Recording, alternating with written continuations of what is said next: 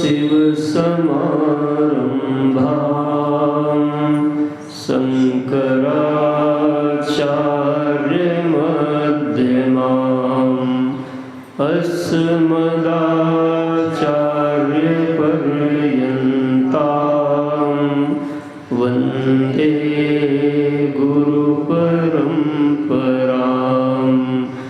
श्रुतिस्मृतिपुराणानाम् आलयं करुणालयं नमामि भगवत्पादं शङ्करं लोकशङ्करं शङ्करं शङ्कराचार्यं केशवं बादरायणं सूत्रभाष्यकृतौ वन्दे भगवन्तौ पुनः पुनः।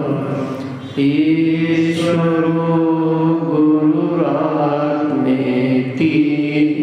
मूर्तिभेदविभागिने व्योमवद्व्याप्तदेहाय दक्षिणामूर्तये नमः। दक्षिणामूर्तये नमः। पावन वैशाख शुक्ल पंचमी आज ही के दिन पूज्यपाद भगवत्पाद भगवान भाष्यकार आदि गुरु शंकराचार्य जी का प्रकटन हुआ। आप सब ने उनके जीवन पर अपनी अपनी मति समझ के अनुसार प्रकाश डाला। आज ही के दिन कहते हैं रामानुजाचार्य भगवान और सूरदास महाराज का भी जन्म हुआ था। हम ऐसे सभी महापुरुषों के चरणों में कोटिशः नमन वंदन प्रणाम करते हुए भगवान शंकराचार्य की जयंती के उपलक्ष्य में आयोजित इस स्वाध्याय अद्वैत वेदांत चिंतन माला के अंतर्गत श्री दक्षिणामूर्ति स्तोत्र का आज चौथा दिन हो गया, चतुर्थ दिवस पर हम आज मिल रहे हैं। आइए एक बार ध्यान श्लोकों को हम लोग जिन पर चिंतन हो रहा है उनको पाठ करते हैं। मौन व्याख्या प्रकटित परब्रह्म तत्वं युवानं। मौन व्याख्या प्रकटित परब्रह्म तत्वं युवानं। वर्षिष्ठान्ते वसदृशिगणैः आवृतं ब्रह्मनिष्ठैः। वर्षिष्ठान्ते वसदृशिगणैः आवृतं ब्रह्मनिष्ठैः। आचार्येन्द्रं करकलितचिन्मुद्रमानन्दरूपम्। आचार्येन्द्रं करकलितचिन्मुद्रमानन्दरूपम्। स्वात्मा रामं मुदितवदनं दक्षिणामूर्तिमीडे। स्वात्मा रामं मुदितवदनं दक्षिणामूर्तिमीडे। वट विटप समीपे भूमि भागे निषण्णम् वटविटपि समीपे भूमि भागे निषण्णम् सकल मुनि जनानां ज्ञानदातार मारात सकल मुनि जनानां ज्ञानदातार मारात त्रिभुवन गुरुमीशं दक्षिणामूर्तिदेवम् त्रिभुवन गुरुमीशं दक्षिणामूर्तिदेवम् जनन मरण दुःख छेद दक्षं नमामि जनन मरण दुःख छेद दक्षं नमामि चित्रं वटतरोर्मूले चित्रं वटतरोर्मूले वृद्धाः शिष्या गुरोर्युवा वृद्धाः शिष्या गुरोर्युवा गुरोस्तु मौनं व्याख्यानम् गुरोस्तु मौनं व्याख्यानम् शिष्यास्तु छिन्न संशया शिष्यास्तु छिन्न संशया निधये सर्वविद्यानां निधये सर्वविद्यानां विसजे भवरोगिणां विसजे भवरोगिणां गुरवे सर्वलोकानां गुरवे सर्वलोकानां दक्षिणामूर्तये नमः दक्षिणामूर्तये नमः ॐ नमः प्रणवार्थाय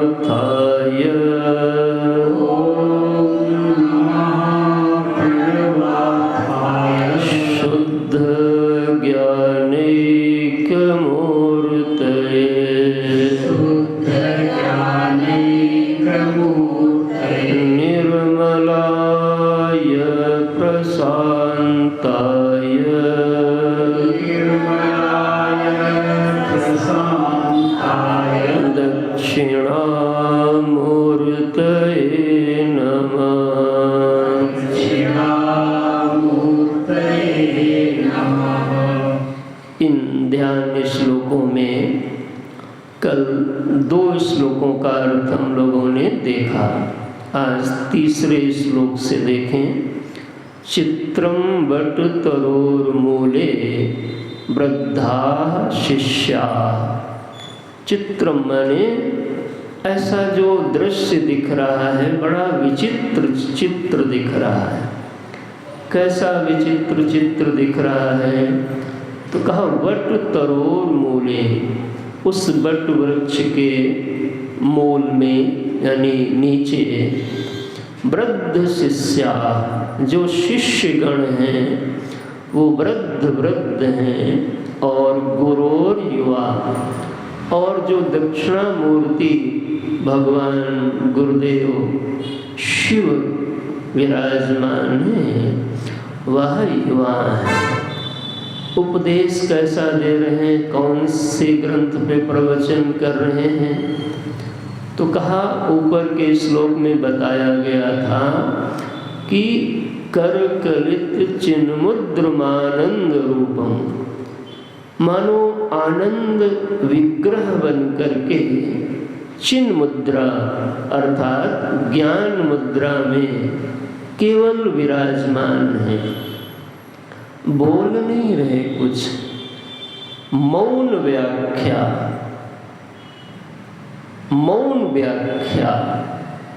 आँखों ने आँखों से मुलाकात कर ली, ना उन्होंने कुछ कहा ना उन्होंने कुछ कहा, दोनों ने आपस में बात कर ली। मौन व्याख्या। गुरुदेव चिन्ह मुद्रा आनंद विग्रह रूप में विराजमान है और इस मूर्ति को देख के जो शिष्यगण हैं, शिष्यास्तु छिन्न संशया, ओह, उन शिष्यों के सारे संशय छिन्न भिन्न हो जा रहे हैं। धन्य है ऐसे दक्षिणामूर्ति भगवान। ये मैंने कल शायद कहा था कि विद्यार्थी, साधक या शिष्य जितना योग्य होगा उतना उपदेश की जो लंबाई चौड़ाई है वो कम हो जाएगी। अगर कोई शिष्य तैयार है तो उसको तत्त्वमसि कहा बोध हो जाएगा। अयम आत्मा ब्रह्म तत्त्वम असि। लेकिन अगर ऐसा तैयार नहीं है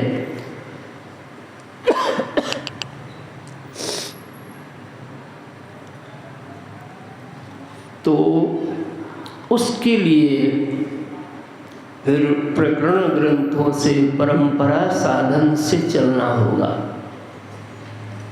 यह जो शिष्य हैं वो प्रथम श्लोक में बताया था, वरिष्ठान्ते, बड़े विद्वान हैं, वरिष्ठ हैं, तप किया है, जप किया है, सेवा किया है, शास्त्र परायण जीवन बनाया है। और आज गुरुदेव के मूर्ति के दर्शन मात्र से मानो उपदेश मिल जाता है। कभी कभी बहुत लंबा उपदेश दो फिर भी समझ में नहीं आता, और कभी कभी थोड़ा सा कुछ संकेत कर दो और जीवन बदल जाता। तो ऐसा यह विचित्र चित्र देखने को मिला। चौथा श्लोक देखें, निधये सर्व विद्यानाम। ये जो हमारे गुरुदेव भगवान हैं, भगवान शिव, शिव ही सद्गुरु बनते हैं।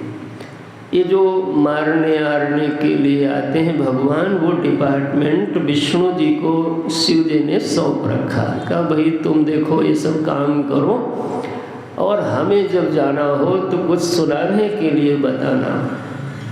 तो उसके रसिक हैं। तो बाबा, निधय माने होता है निधान, निधान माने होता है जहाँ सब रहता है। निधये सर्व विद्यानाम, जितनी भी विद्याएं हैं वो सब विद्याएं उन्हीं गुरुदेव में ही रहती हैं, गुरुदेव से ही निकलती हैं।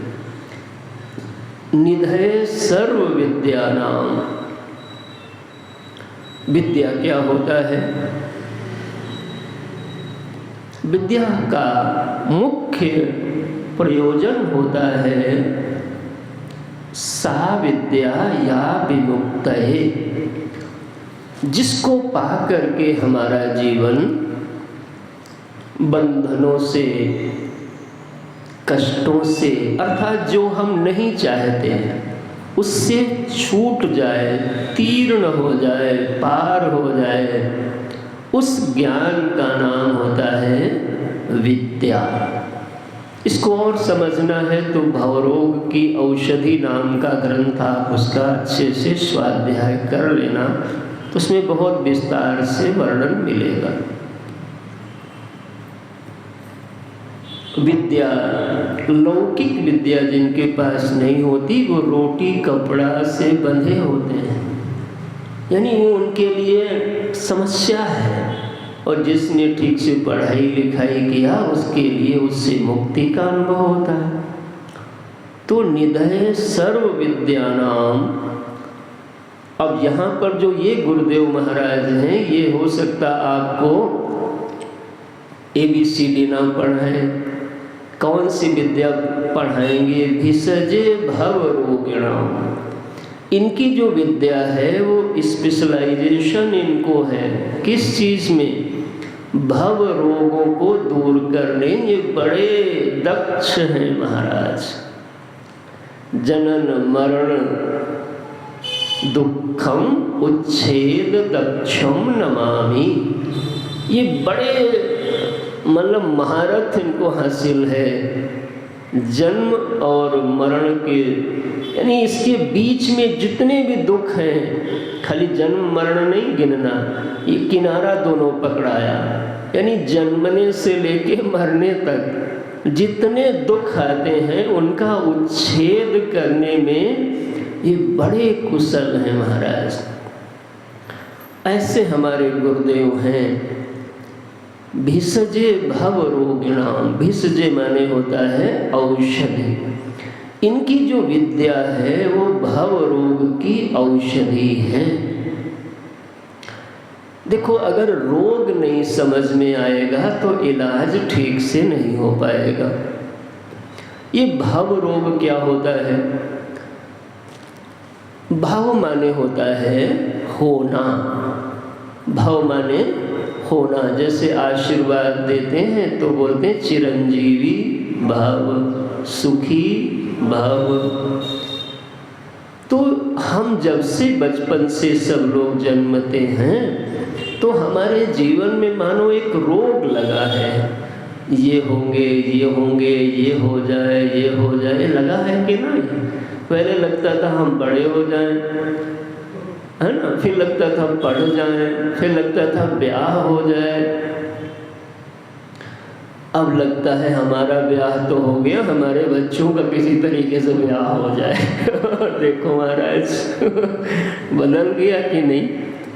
पहले घर लगता था हो जाए, अब घर हो जाए ये भाव नहीं आता, अब घर ये चलता रहे महाराज। यानी देखो, भाव रूप बदल रहा है लेकिन वो लगा हुआ है। पहले लगता था यहाँ जाए, वहाँ जाने को नहीं मिल रहा, वहाँ जाने को नहीं मिल रहा, वहाँ जाना है। अब लगता है कहीं जाना क्यों पड़ रहा है, आराम से भजन करने दो। देखो, यानी पहले भी कुछ चाह थी, अभी भी कुछ चाह बैठी है। भाव माने होता है कि हम भविष्य में ऐसा बनना चाहते हैं, ये भाव रोग है। हम मरने, जैसे कोई मरण का नाम लेता तो महाराज डर लगता है, हम वो नाम ही नहीं बोलना चाहते। अब देखो अंदर से घबराहट होती। इसको अच्छे से समझ लो। आज ये दक्षिणामूर्ति स्तोत्र में हम आप नहीं समझेंगे तो कहाँ समझेंगे? भिषजे भव रोगिणाम। हमारे ये जो गुरुदेव भगवान हैं ये भव रोग के वैद्य हैं और इनकी विद्या औषधि है।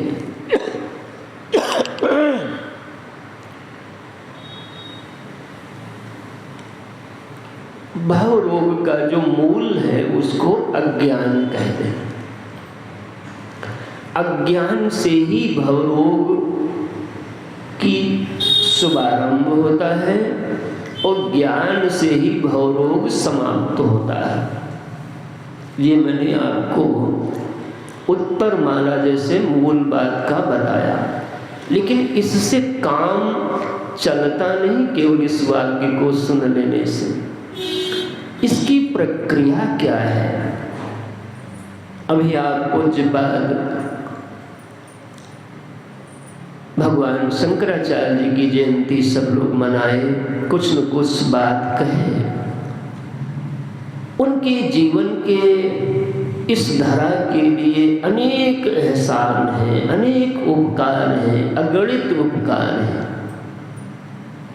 लेकिन आज मेरे मन में भाव आ रहा है कि उनके उपकारों की सूची यदि मैं ये नहीं बोलता हूँ कि कल भी मैं इसी बात पे दृढ़ रहूँगा, हो सकता कोई नया विचार आ जाए, लेकिन बोलने के समय तक यही विचार आया है कि भगवान शंकराचार्य जी ने जो अविद्या का व्याख्या किया, अज्ञान की व्याख्या किया, अज्ञान को जो समझाया, अज्ञान का ही नाम एक अध्यास होता है। अध्यास माने भ्रम, अन्यस्य उपरि अन्य अवभाषणम, अन्य के ऊपर अन्य चीज दिख रही है।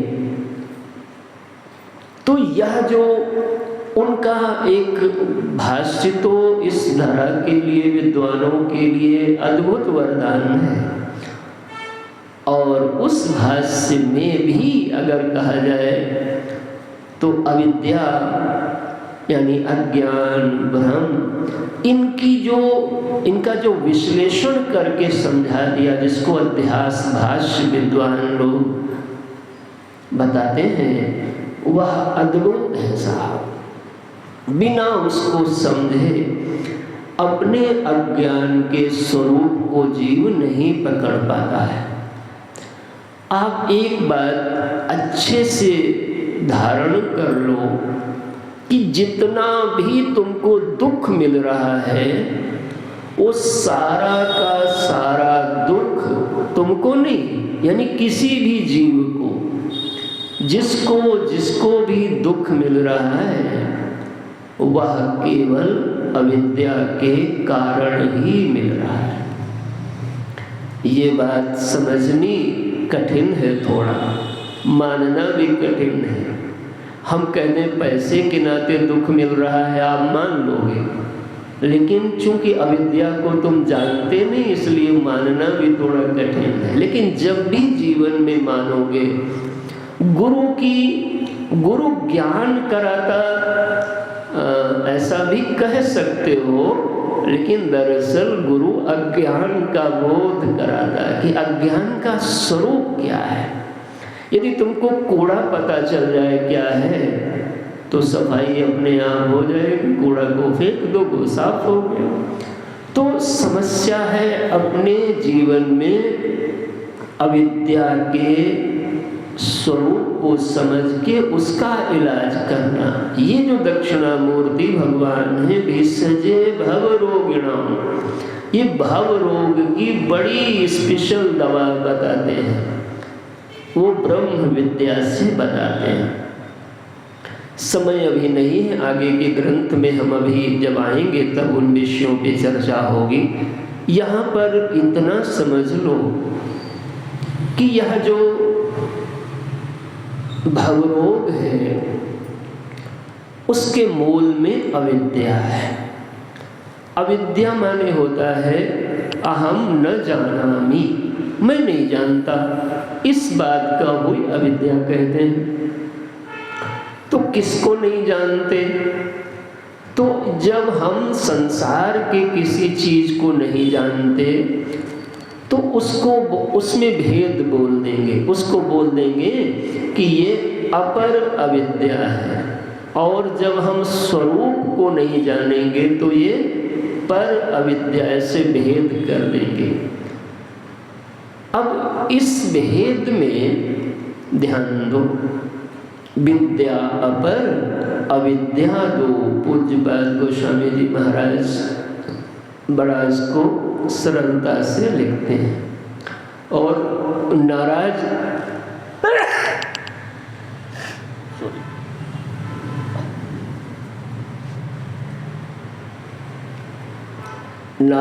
भी हो जाते हैं। ताकर भेद सुनव तुम दो, विद्या अपर अविद्या दो। ये दोनों अविद्या है महाराज। अच्छा, कैसे? तो कहा एक रचे गुण गण बस जाके, ओहो प्रभु प्रेरित नहीं निज बल ताके। तो कहा दूसरी, तो कहा एक दुष्ट अतिशय दुख रूपा, जाबस जीव परा भाव कूपा। ये जो अविद्या देवी हैं, इनके दो भेद दिखाया।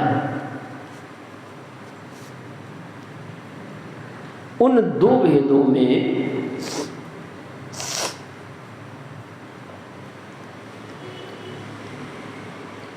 एक अविद्या जो आवरण करती है, ढक देती है। और वो ढकती किसको है? तो कहा वो केवल तुम्हारी अहम को ढकती है। अहम मैं क्या हूँ ये नहीं जानता हूँ, ये मेन अविद्या है। और ताबस जीव परा भवकूपा शक्तिर्द्वये ही मायाया, ये पूज्य विद्यारण्य स्वामी जी ने इसको दृग्दृश्य विवेक में स्पष्ट किया। शक्ति ये उन्हीं की शक्ति है, प्रभु की। शक्तिर्द्वयम ही मायाया विक्षेपा आवृत्ति रूपकम विक्षेप शक्ति लिंगादि ब्रह्मांडांतम सृजेत। इसी का मानो पूज्यपाद गोस्वामी जी ने अनुवाद किया कि एक दुष्ट अतिशय दुख रूपा जावस जीव परा भवकूपा, एक रचई, एक सृजन करती है और एक केवल ढक देती है। ये जब ढक देती है, सृजन वाले की तरफ अभी नहीं जाना, वो तो सृजन करती है, माया है, तो उससे तो काम दुनिया का चल रहा है। उसको निंदा नहीं किया संतों ने, उसके बिना काम किसी का नहीं चलेगा। लेकिन ये जो ढक दिया तो कहा ताबस, काबस ता, इसने जो ढक दिया, अब वो दिखाई नहीं पड़ रहा है कि ये अहम क्या है।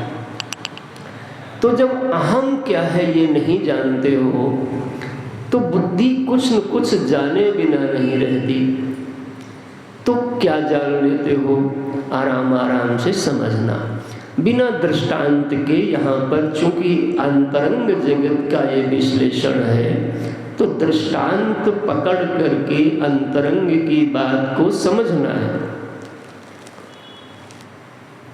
जब हम नहीं जानते तो कुछ न कुछ बुद्धि जानने की कोशिश जरूर करती, खाली नहीं रहती।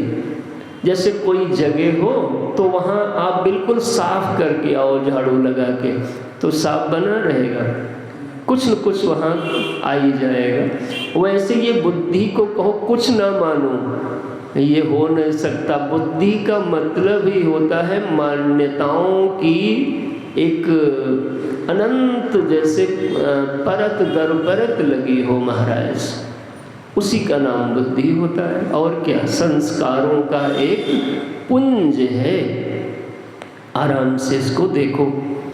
तो ये जो बुद्धि है, जब ये बुद्धि, ध्यान से सुनो, जब ये बुद्धि यानी मैं क्या हूँ नहीं जानता हूँ, तो जो जानने की कोशिश करती है ये बुद्धि आ गई। वो स्वयं सबको जानते हैं, उनको किसी को जानने की जरूरत नहीं है। लेकिन चूंकि उनको नहीं जानते तो कोई थर्ड पार्टी आके वो अपने को जानने वाली देख रही है, उन्हीं की शक्ति से। इसको छाया बोलते हैं। छाया अहंकार योर ऐक्यम तप्ताया पिंडवन मतम। ध्यान दो।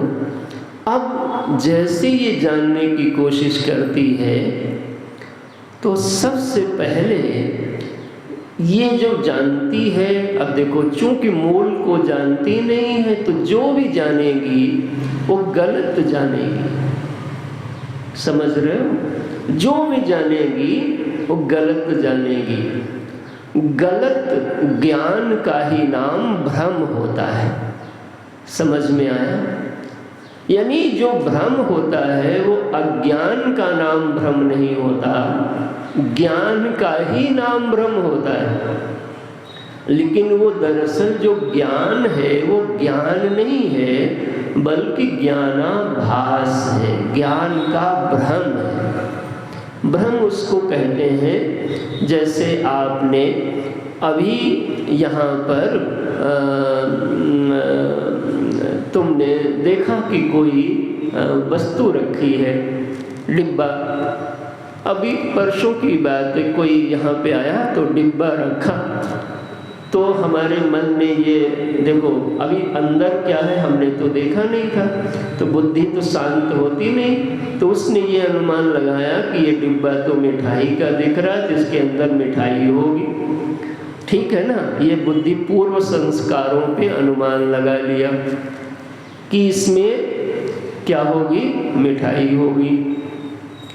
बाद में जब वो डिब्बा हमको देखने को दिया गया तो उसमें खीर निकली।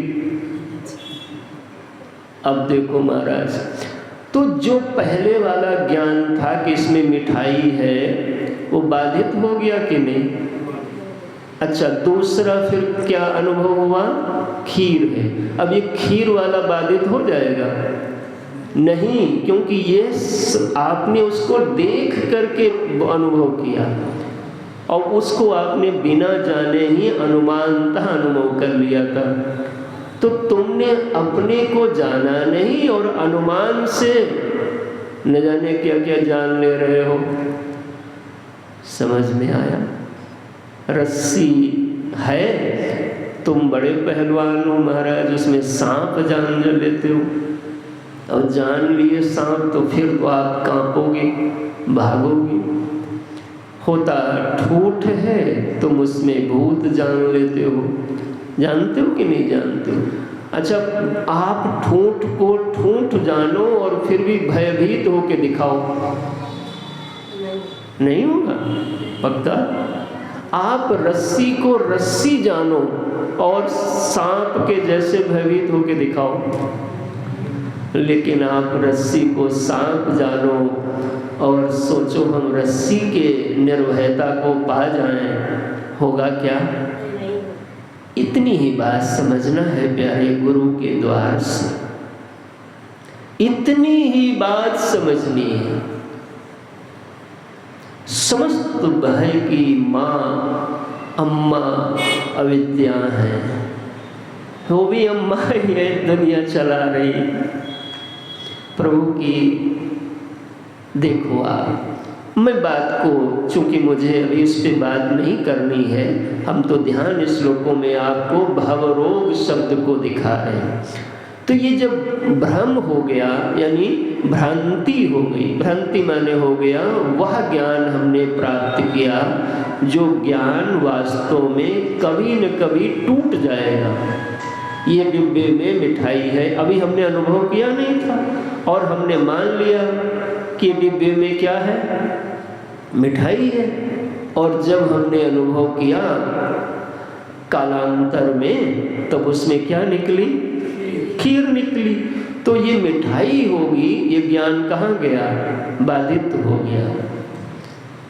समझ में आया? तो ये जो भ्रांति है, अब इसका बहुत बड़ा सेक्टर है, बहुत बड़ी एरिया है, अच्छे से समझना होता है। मैं व्यासपीठ के नाते आपको थोड़ा सा बोल के आगे निकल चलूँगा। समझने की कोशिश करना, भव रोग क्या है।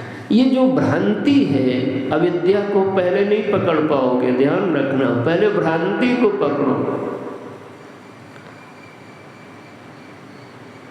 भ्रांति क्या है? ये जो भ्रांति है इसके अनेक रूप बन जाएंगे, लेकिन मूल भ्रांति के दो भेद बनेंगे। अगर आपने ठीक से इसको पकड़ लिया तो साधना में बढ़ जाओगे। भ्रांति मूलतः दो प्रकार से काम करती है। पहला जो भ्रांति का धरातल होता है उसको कहते हैं भेद भ्रांति। क्या बोलेंगे? भेद भ्रांति। मैं अलग हूँ और आप अलग हो। ये भेद हमें जो दिख रहा है, ये भेद दिख रहा है। हम अलग हैं, तुम अलग हो, ये अलग है, ये अलग है। अब हंसोगे महाराज, हमारे आचार्यों के बल को देखिएगा, कितनी हिम्मत है सत्य को कहने की और सत्य के अनुभव करने की। उनका निर्णय ये है प्यारे कि यह जो तुम्हें अनुभव हो रहा है, हम में तुम में भेद है, यह भ्रांति है। इसको बोलेंगे भेद भ्रांति। अब हमको कुछ दुख तो इस भेद से निकलता है, भेद भ्रांति से। दूसरा भ्रांति का स्वरूप संत जन बताते हैं अभेद भ्रांति। अभेद भ्रांति क्या है कि हमने हमारे मन में मान लिया लोभ आ गया, तो अब मन में लोभ आया तो हमने अपने को लोभ ही मान लिया। लोभ महाराज अपने से लोभ को क्या हम चिपका लिया। लोभ, अब हम कौन कहलाएंगे? लोभी कहलाएंगे। हम एक काम आया, काम आके चला गया, लेकिन हमने उसको चिपका लिया तो कौन बन जाएंगे? कामी। अच्छा, क्रोध आया, ये आते जाते रहते हैं, सब रिश्तेदार हैं हमारे, हाँ टाइम पे आते हैं, अपना अपना टाइम लेकर के महाराज एक साथ ये कभी कभी आते हैं सब, नहीं तो 1 by 1। क्रोध आया तो आपने, अच्छा लोगों भी तमगा दे देते हैं कि ये बड़े क्रोधी हैं महाराज। अच्छा चलो थोड़ा मीठे मीठे दृष्टांत दें। आप में बड़ी विनम्रता है, हमारे सचिव के जैसे। तो अब विनम्रता है तो लोगों ने, और अपने आप भी आदमी मान लेता है कि मैं बड़ा विनम्र हूँ, मैं कठोर नहीं बोलूँगा, और लोग भी मान लेते हैं। आपने अपने को दान किया तो दानी मान लिया। अच्छा चोरी किया तो चोर मान लिया। लो, कहने का मतलब यह है कि हमारे जीवन में मैं इससे मेरा अभेद है, यह जो बोध हो रहा है कि मैं पापी हूँ, मैं कामी हूँ, मैं कुटिल हूँ, मैं, और जो भी जोड़ना हो जोड़ लो, पूरी लिस्ट है बाबा। यह भी भ्रांति है। इस भ्रांति का नाम क्या रखोगे? अभेद भ्रांति। अभेद माने हमसे जुड़ी रहती है, जब जब वो याद आता है हम अपने को वही मान लेते हैं। तो भेद भ्रांति, और दूसरा क्या हुआ? अभेद भ्रांति। ये मैं हूं और ये मैं नहीं हूं। यह कमाल है किसका? भ्रम का, भ्रांति का। देखो महाराज, अब आप पीसोगे। ये जो भेद है और यह जो अभेद है, इस दोनों के, यानी दोनों ये भ्रांतियां एक खूंटी पर टंगी रहती हैं। एक खूंटी पर दोनों टंगी हैं और उस खूंटी का नाम है तुम, अहम। ये अहम पर ही दोनों भ्रांतियां टंगी रहती हैं। यह जो अभेद भ्रांति है, इसी को अहम अहम रूप से तुम जान रहे हो। भ्रांति है, अभी इसको जरा धुलो छाटो तब निकलेंगे मालिक साहब भीतर से। और इदम यानी ये मैं नहीं हूँ, ये अहम और इदम का जो भेद है, यह भेद भ्रांति और अभेद भ्रांति का बेटा है। ओहो, अब ये जो दोनों भ्रांतियां बनी, तो जिससे मेरा अभेद होता है वो हमें बहुत अच्छा लगता है। अच्छा, हम में काम है, हम जानते हैं, तो आपको अपने काम से नफरत होती है, क्रोध से जस्टिफाइड कर लेते हो घुमा फिरा के, है ना। चोर या कोई मान लिया ड्रिंक करता है शाम को, चरणामृत, भगवान वाला नहीं, वो भी चरणामृत ही है भाई, समझ लो सब, तो पा लेता है, तो उसको भी आप कभी बात करो, यानी उसको अभेद है, इसके बिना जिया ना जाए, तो उसको बुरा नहीं मानता, जाने अनजाने घुमा फिरा के उसको वो सही ही अपने बारे में देख लेगा। ध्यान गया आपका। अब जल्दी से आगे बढ़ो। यह जो अहम है, ये चूंकि मूल अहम को जानता नहीं है, और जिस अहम को जानता है वो भेद भ्रांति और अभेद भ्रांति दोनों से घिरा हुआ है। तो इसको लगता है कि यदि मैं बड़ा हो जाऊं तो मैं बड़ा हो जाऊंगा। फिर ये धन बढ़ाता है, फिर ये शरीर में बल बढ़ाता है, फिर ये जन बढ़ाता है। देख रहे हो, ये जैसे जैसे बढ़ता है तो उसका जो अभेद है, ये अभेद का ही नाम हो जाएगा मैं। अभेद माने मैं और भेद माने मेरा। ओहो, यही मैं मेरा का विस्तार बनाएगा प्यारे। ये मैं और ये मेरा, भेद से जो उसका हो जाता है वो अच्छा लगने लगता है। ये प्लॉट किसी और का था, लेकिन एक दिन आपने खरीद लिया, अब आपको उससे क्या होने लगा? लगाओ। एक लड़की थी, आपने ब्याह किया, आपकी पत्नी हो गई, अब उसका सुख दुख आपको लगने लगेगा। एक दिन आपके घर में एक बच्चा पैदा हुआ, देखो ये मैं मेरा फैल रहा है। अब वो बच्चा जिस दिन से पैदा हुआ उसके पहले पता नहीं कहाँ कहाँ रहा है और आया है, एक दिन न जाने कहाँ का होगा, किसका होगा, क्या होगा। और जैसे तुम्हारे यहाँ लैंड किया महाराज, धरती पे प्रगटा, तो आपने बिना बेचारे मोहर मारी, ये मेरा। भूल के कोई कह दे तुम्हारा नहीं तो हाँ हाँ हाँ दिया हुआ भगवान का है, लेकिन है तो हमारा ही।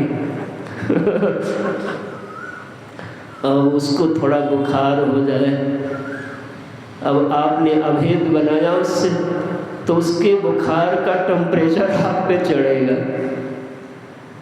सच में ये जो मैं मेरा से जुड़ाव है अविचार पूर्वक, बिना विचार के ये जो मैं मेरा के तागा से आप सिलते चले जा रहे हो सारे संबंधों को, इन्हीं के बीच बीच से ज़्यादातर तो दुख ही निकलता है। कभी कभी थोड़ी मीठा चॉकलेट निकल आती, आप फिर उसी चक्कर में परेशान रहते हो। हे भक्तजनों, इस मैं और मेरा के मैं और मेरा इस मैं पर लगा हुआ है। मैं भी उसी मैं पर है और मेरा भी उसी मैं पर है। और यह अनंत इच्छा है कि बाल भी न सफेद होने पाए। यह इच्छा है, वो होंगे, लेकिन इच्छा तो नहीं है कि सफेद हो। अब आपकी इच्छा से कहाँ हम मालिक साहब चलते हैं। इच्छा तो ये भी थी कि दांत ना गिरे, इच्छा तो बहुत कुछ तुम्हारी थी, और जब जब तुम इच्छा बनाते हो वो पूरी होती है तो सुखी हो जाते हो, नहीं पूरी होती है तो दुखी हो जाते हो। दरअसल तुम सुख से और दुख से जो प्रभावित हो रहे हो, उसके मूल में तुम्हारे स्वरूप के विषय में तुम्हारा अविचार है। तुमने विचार नहीं किया, तुमने समझा नहीं। तुम कभी उधर ठीक से देखे नहीं डिब्बा में कि खीर है, तुम मिठाई माने बैठे हो।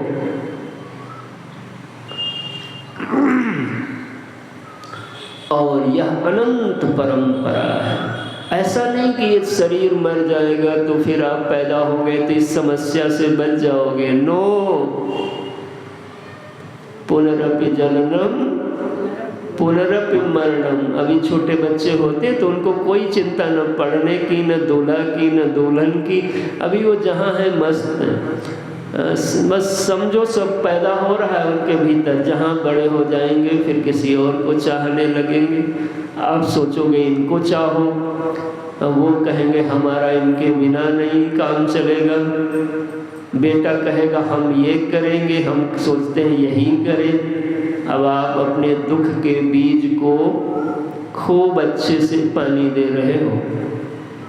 हे भक्तजनों, यह इसी का नाम है भव रोग। भव माने जो भविष्य में होने की इच्छा बैठी है और बीच बीच से इसी से सूल निकलेंगे, और इसी अज्ञान को और भ्रम को, पूरे पैकेज को अगर मिला दो और एक शब्द में कहना हो तो उसी का नाम मोह होगा। और गोस्वामी जी लिखते हैं मोह, मोह एकल, एकल नहीं सकल, मोह सकल। किसका? व्याधिन का, दुख देने वाले बीज का मूल है। हे भक्तजनों, ये जो हमारे गुरुदेव दक्षिणामूर्ति हैं, भिषजे भवरोगिणाम, इनके पास में बड़ी सुंदर जड़ी बूटी है ब्रह्म विद्या रूपी, और ब्रह्म विद्या रूपी जड़ी बूटी खिला करके जैसे ये आनंद के धाम है, वैसे ही अपने आश्रितों को भी स्वरूप बोध करा देते हैं। फिर बाहर की परिस्थितियां एक जैसी किसी की नहीं रहती। क्या भगवान कृष्ण की परिस्थितियां एक जैसी रही? युद्ध रणांगण में रथ चला रहे हैं, सगी बहन सुभद्रा भाग गई कि भगवा दिया, जो भी कहना हो। भांजा है और रणांगण में उसकी जीवन लीला पूर्ण होती। स्वयं भागना पड़ा द्वारका से। तुम सत्संग में आके ऐसी मान्यताएं मत बना लेना कि सत्संग का फल है कि सारी परिस्थितियां बिल्कुल ठीक रहे। ये गलत धारणा है। सत्संगत्वे निस्संगत्वम, निस्संगत्वे निर्मोहत्वम, निर्मोहत्वे निश्चल तत्वम, निश्चल तत्वे जीवन मुक्ति। ए मेरे सचिव बाबू, ये जो चिपका हुआ है अविद्या, भ्रम, भ्रांतियां, इन्हीं के दर्द से यह जीव तड़पता है। गुरु की दवा खा के देह रहे और ये अविद्या मर जाए, इसी का नाम मोक्ष है। सब होगा, लेकिन तुम्हारा अंतः जो अहम सत्ता है, जब उसका स्वरूप बोध पा जाओगे तो तुमको दिख जाएगा कि जो रस्सी को सांप समझ रहे थे, जो उसमें काटने का भ्रम था, वो काटने दौड़ता था तो तुमको लगता था काट लेगा, और जब सरकता तो लगता था भाग गया। अरे बाबू, ये दोनों भ्रांतियां हैं। सुख भी भ्रांति है और दुख भी भ्रांति है। हमारे ऐसे गुरुदेव हैं, निधय सर्व विद्यानाम, सारी विद्याओं का निधान है। भिषजे भव रोगिणाम, इस भव रोग की उनके पास में विषज है, औषधि है, जड़ी बूटी है। उसको पी लो, फिर नाचो इस दुनिया में। मीरा ने घुंघरू बांध मेरा नाची रे, कोई न जाने काका कहे। अरे अच्छा, जिसने रस्सी समझ लिया सांप के हिलने से डरेगा? बोलो। लेकिन जिसने नहीं समझा वो भाग खड़ा होगा। ये जो मैं मेरे के नाते दिख रहे हैं, ये बाबा, इसको बोल के नहीं समझ पाओगे। इसका प्रबोध जानत तुम ही हो जाए। गुरु केवल गाइड कर सकते हैं, जगना तो स्वयं होगा। और तुम्हारे प्रभु दूर नहीं है। एक तरफ मृत्यु है, एक तरफ अमृत है। तुम मृत्यु को ही अमृत बनाने की कोशिश कर रहे हो, यही भ्रम है। तुम अमृत को अमृत क्यों नहीं पी लेते जिसमें मरना होता ही नहीं बनाने की? तुम अमर होने की कोशिश कर रहे हो, यही भ्रांति है। और तुम अविनाशी हो, अमर हो, यह बोध। आपको अमर होना नहीं है, अविनाशी होना नहीं है। आपको भ्रांति को हटाना है। आपको रस्सी होना नहीं है। आपको प्रकाश में ठीक से देखना है। ऐसे हमारे दक्षिणामूर्ति भगवान हैं, गुरवे सर्वलोकानां। सर देखिए हिम्मत जरा, ये हमारे आचार्य हैं जिनका आपने आज जन्मोत्सव जयंती मनाया। सत्य को आँच नहीं होती, यानी चुनौती है। अगर कोई जन्म लिया है तो उसका कल्याण बिना गुरु के नहीं होगा, नहीं होगा, नहीं हो सकता। ये श्लोक पूरा हो रहा है, एक बार फिर गा लीजिए। निधये सर्व विद्यानां विषजे भवरोगिणां गुरवे एक लोकानां दो लोकानां कैलाश लोकानां ना ना ना ना सर्वलोकानां। गुरु वो नहीं होता जो तुम्हारा थोड़ा सा घुटने का दर्द ठीक कर दे। गुरु वो होता है जो जन्म जन्म का दर्द खत्म कर दे, उसका नाम गुरु होता है। ये मिट्टी की काया तो अपने अनुसार आएगी जाएगी। आदमी नादान चमत्कार को ज्ञान समझता है। हमारे यहाँ जादूगर अच्छे हुए, तुम जादूगरी को तत्व ज्ञान नहीं समझो। अंतिम श्लोक जल्दी से देखिए। ओम अब आए। ओम ये सर्व नामों का बीज है। ओम नमः प्रणवार्थाय शुद्ध ज्ञानैक मूर्तये। अब देखो ध्यान गहराई में उतर गया। अब उनका जो विग्रह दिख रहा था, वो बट वृक्ष के नीचे बैठे थे, सबसे घिरे हुए थे, है ना, चिन्ह मुद्रा में थे, प्रसन्न मुदित वदन थे। यहाँ से चालू किया था। अब ध्यान इन सब से और गहरा जा रहा है। कहाँ? सीधे चेतन तत्व पर। और अब देह नहीं दिख रही, अब उसमें जो चेतन सत्ता, जैसे चिन्ह मात्र, चेतन मात्र गुरु रूप में विराजमान है, ऐसा आचार्य देख रहे हैं। ओम यह सर्व नामों का बीज है, सर्व रहस्यों का बीज है, सारी साधनाओं का बीज है। कभी इस पर विस्तार से अलग से चर्चा करेंगे। ओम नमः और भगवान के सब नामों का नाम है ओम। ओम नमः प्रणवार्थाय। प्रणवार्थाय माने जो प्रणव का अर्थ है।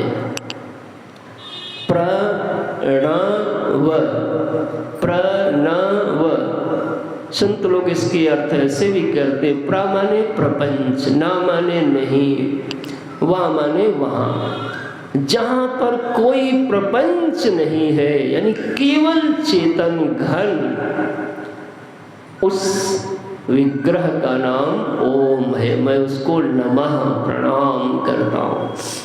ओम नमः प्रणवार्थाय। प्रणवार्थाय माने चेतनाय, आत्मा के लिए, ब्रह्म के लिए, भगवान के लिए शब्द आएगा। ओम नमः प्रणवार्थाय। कैसे है महाराज? शुद्ध शुद्ध ज्ञानैक मूर्ते। शुद्ध ज्ञानैक मतलब अशुद्ध ज्ञानैक भी कुछ होता होगा। तो कहा वो हम ही हैं महाराज, हमारे सबके पास कोई ज्ञान कम थोड़ा ना है। लेकिन जो ज्ञान है वो कैसा है? अशुद्ध है। हम मिठाई के डिब्बे, खीर के डिब्बे को मिठाई का डिब्बा समझ रहे हैं, ये हमारा ज्ञान है। हम रस्सी को सर्प समझ रहे हैं, ये हमारा ज्ञान है। और उनका ज्ञान कैसा है? यथार्थानुभव। इसलिए वो कैसे हैं? शुद्ध। शुद्ध माने होता है जिसमें दो नहीं है। जहाँ दो होंगे वही शुद्धता आएगी। जैसे केवल पानी हो तो शुद्ध होगा, और उसमें थोड़ा कुछ और पड़ जाए, तिनका पड़ जाए, घास पड़ जाए, कपड़ा गिर जाए, क्या हो गया? दूध हो तो दूध दूध हो, शुद्ध है। कुछ गिर गया तो, यानी जो केवल होता है वो शुद्ध होता है। तुम केवल हो, लेकिन तुमने इतना न जाने क्या क्या गांठ सुई तागा से लेके जोड़ के गांठ के अभी भी जुटे पड़े हो अपने मैं मेरा को बढ़ाने में, और उसी में से भाला निकलते हैं। कभी कभी थोड़ी सुगंध आती है और आप उसी सुगंध के चक्कर में 20 कांटे और झेलते हो महाराज। ये हमारे गुरुदेव का विग्रह है। ओम नमः प्रणवार्थाय। कैसा ज्ञान मूर्त है? शुद्ध ज्ञानैक मूर्त है, यानी ब्रह्म विद्या के द्वारा जो उपलक्षित प्रमाण पूर्वक प्रमाण प्रमेय के विचार से जो संपन्न प्रमा है उसमें प्रतिष्ठित है।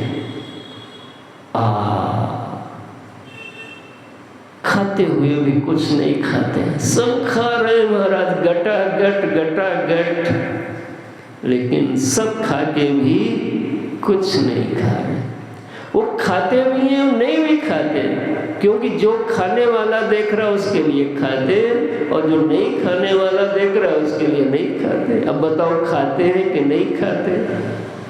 यही खेल, इसी का नाम माया है। समझो इन बातों को।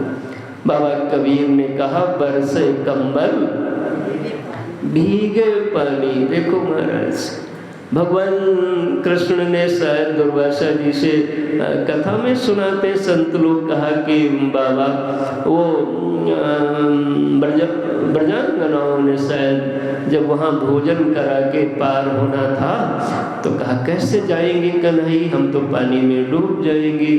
तो कहा दुर्वासा जी से कह देना हमारा कन्हई बिल्कुल बाल ब्रह्मचारी हो तो रास्ता मिल जाए। सब हंसने लगे, लोग कर लो बात महाराज इनसे, ये आए वो छिछोड़े दिखते हैं लेकिन छूता नहीं होंगे। जैसे दर्पण में सब है, आएंगे हम, लेकिन उसमें कुछ नहीं है। शुद्ध ज्ञानैक मूर्त है, पंचभूत मूर्त है नहीं। कौन मूर्त है? शुद्ध ज्ञानैक मूर्त है। और जी नहीं भरा तो निर्मलाय। निर्मलाय यानी मल निवृत्त है, दूर दूर तक कोई मल नहीं है, निर्मलाय। और हम लोग कैसे हैं महाराज? पूछो नहीं महाराज। हमारा नाम होता है विमला, जहाँ विशेष मलई मल हो।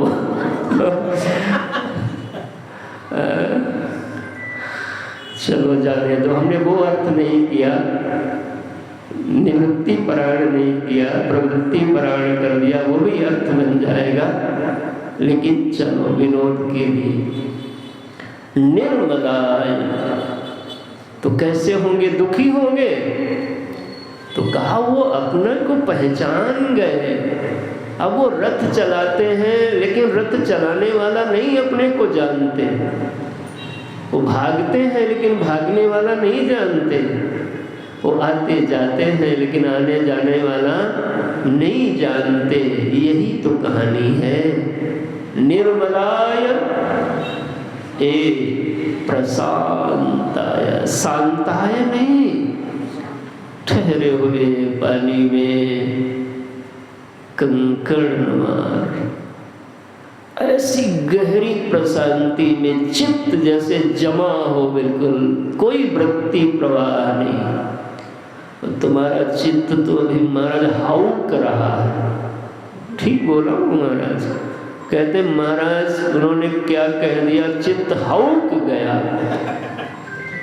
इस हाउक को अब मत लो, हे मेरे तुम प्रभु स्वरूप हो। जैसे शेर का बच्चा शेर होता है, ऐसे गुरुदेव का बच्चा भी उसी तत्व से युक्त होता है। ऐसे हमारे गुरुदेव देखिए जरा, ओम नमः प्रणवार्थाय शुद्ध ज्ञानीक मूर्तये। कैसी मूर्ति है? लकड़ी की मूर्ति नहीं है, पत्थर की मूर्ति नहीं है,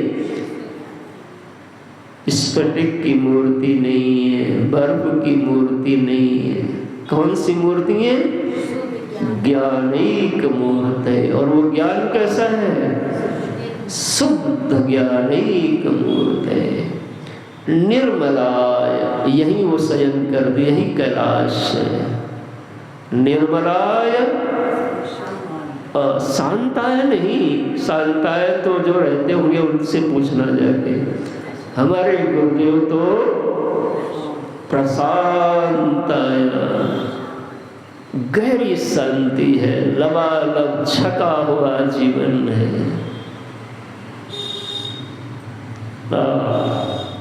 कैसे लग रहे हैं?